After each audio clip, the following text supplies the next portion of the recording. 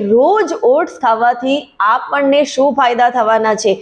તો ઓટ્સની અંદર ફાઈબર ભરપૂર માત્રામાં હોય છે અને તમને બધાને ખબર છે કે ફાઈબર આપણા પાચન તંત્રને મજબૂત બનાવવાનું કામ કરે છે.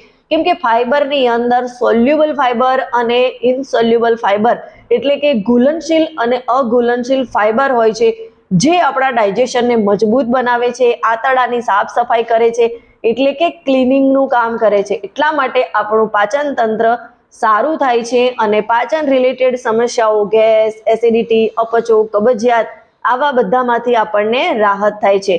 અને એની સાથે સાથે ઓટ્સની અંદર ફાઈબર અને પ્રોટીન ભરપૂર માત્રામાં રહેલા છે, જે આપણું વજન ઓછું કરવામાં આપણને ઘણા બધા મદદરૂપ થાય છે. કેમ કે ફાઈબર આપણા પેટને ભરેલું રાખે છે અને પ્રોટીન આપણા મસલ્સને સ્ટ્રોંગ કરવા માટે ખૂબ જ ફાયદાકારક છે અને એ પણ ક્યાંક આપણને આપણું પેટ ભરેલું રાખવામાં મદદ કરે છે. એટલે આપણે ઓવર ઇટિંગથી બચી જઈએ છીએ અને વજન ઓછું કરવામાં આપણને સરળતા રહે છે.